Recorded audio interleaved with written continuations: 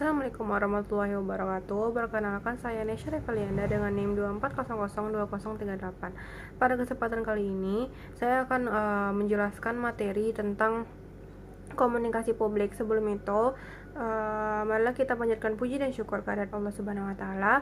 Berkat rahmat dan karunia-Nya kita masih diberikan kesempatan dan kesehatan hingga saat ini.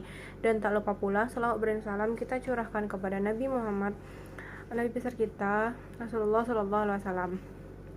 Baiklah, langsung saja. Pertama, saya akan menjelaskan tentang komunikasi publik dalam organisasi.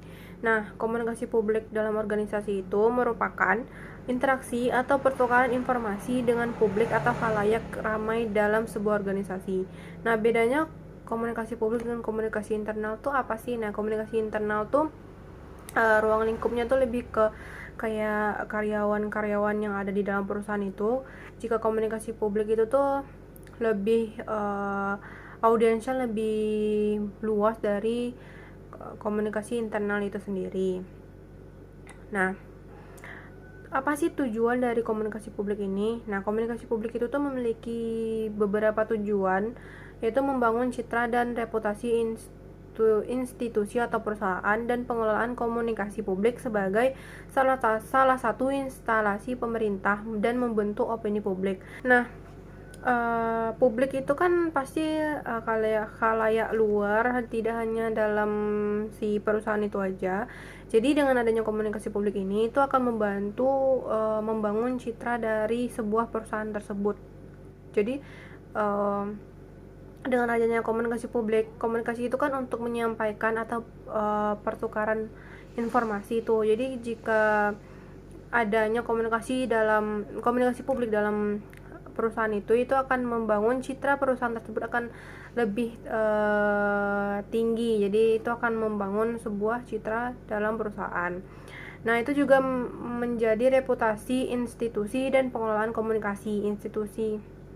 Jadi itu akan dapat mengelola komunikasi publik. Jadi di dalam perusahaan itu akan terjadinya komunikasi publik dengan baik jika adanya komunikasi publik dalam sebuah organisasi tersebut. Nah, komunikasi publik itu tidak hanya memiliki tujuan, tapi komunikasi publik itu juga penting dalam perusahaan. Karena komunikasi publik itu berperan penting dalam meningkatkan keterlibatan masyarakat. Dengan menyediakan saluran komunikasi yang terbuka, sebuah perusahaan dapat mendengarkan aspirasi dan masukan. Jadi, perusahaan itu berdiri pasti juga didukung dengan sumber daya manusianya. Jadi jika ada komunikasi publik, jadi dari perusahaan tersebut ada membuat sebuah komunikasi publik kepada masyarakat, maka perusahaan tersebut bisa tahu apa saja kekurangan dari perusahaan tersebut. Jadi perusahaan tersebut akan bisa meningkatkan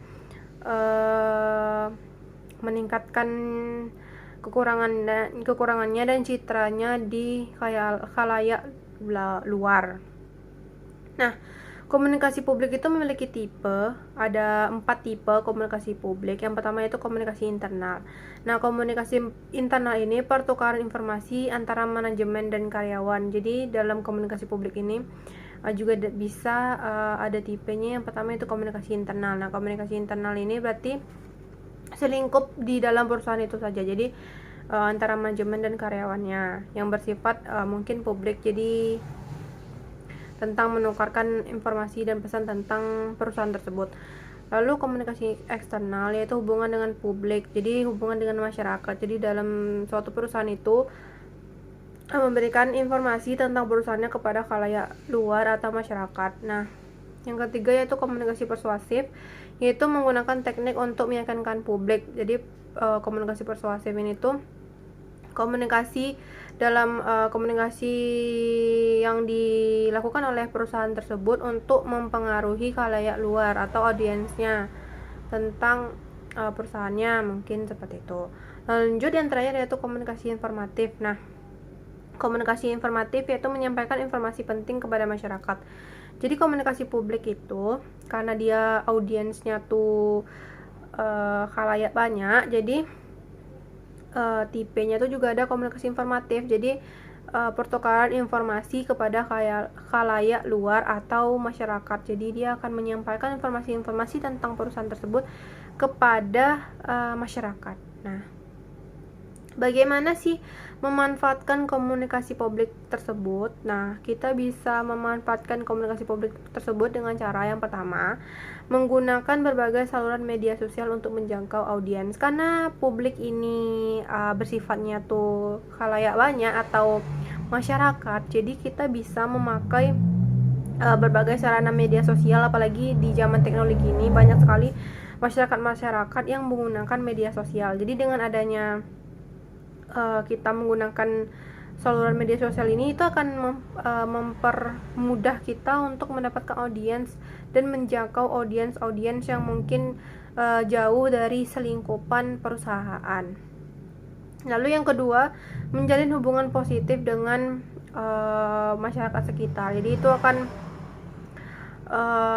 karena komunikasi itu untuk pertukaran pesan dan menjalin interaksi antar sesama. Jadi dengan adanya komunikasi publik ini, itu akan menjalin hubungan antara publik dengan perusahaan tersebut. Jadi dengan publik atau masyarakat luar dengan si perusahaan tersebut akan menjalin hubungan positif atau saling berinteraksi, atau antara suatu perusahaan dengan perusahaan lain itu akan menjalin sebuah hubungan yang positif. Lalu yang terakhir yaitu dapat menanggapi komentar dan keluhan masyarakat dengan cepat. Karena komunikasi publik ini juga lingkup masyarakat, maka dengan adanya komunikasi publik itu akan membantu si perusahaan itu menanggapi komentar-komentar dan keluhan dari masyarakat tersebut terhadap perusahaannya atau dari suatu perusahaan ke perusahaan lain. Nah, selanjutnya, setelah kita saya tadi menjelaskan tentang materi-materi tentang komunikasi publik. Nah, komunikasi publik itu ada beberapa contoh. Yang pertama yaitu kampanye. Jadi komunikasi publik itu bisa dicontohkan dengan kampanye, karena kampanye itu kan terdapat sebuah pertukaran pesan atau informasi dengan khalayak banyak atau masyarakat. Jadi kampanye itu bisa disebut dengan komunikasi publik. Selanjutnya itu konferensi pers. Konferensi pers itu juga dihadiri oleh masyarakat atau beberapa wartawan. Itu juga termasuk dalam contoh dari komunikasi publik, karena dari konferensi pers itu juga audiensnya itu mendapatkan sebuah informasi atau pesan dari si pembicara. Selanjutnya itu seminar. Nah, seminar ini juga termasuk dari komunikasi publik, karena seminar itu juga audiensnya lebih dari satu dan lebih dari dua, jadi itu bisa juga disebut dengan contoh komunikasi publik. Nah, masing-masing dari contoh tersebut itu menciptakan sarana bagi organisasi, tidak hanya untuk perusahaan, itu juga bisa sebagai sarana dari sebuah pemerintahan untuk berkomunikasi dengan masyarakat umum. Jadi dengan adanya komunikasi publik itu akan membantu sebuah organisasi, perusahaan atau pemerintah untuk berkomunikasi dengan masyarakat umum tentang keluhan-keluhan dan komentar dari masyarakat umum terhadap si organisasi, perusahaan atau pemerintah tersebut. Nah, jadi mungkin itu saja contoh dari komunikasi publik, 3 contoh dari komunikasi publik dan materi-materi tentang komunikasi publik. Mungkin itu saja penyampaian materi dari saya. Semoga apa yang saya sampaikan tadi dapat dipahami dan dapat tergambarkan dengan baik apa itu tentang komunikasi publik dan apa perannya dalam sebuah perusahaan atau organisasi pemerintahan. Mungkin jika ada salah kata, saya mohon maaf. Saya akhiri. Wassalamualaikum warahmatullahi wabarakatuh.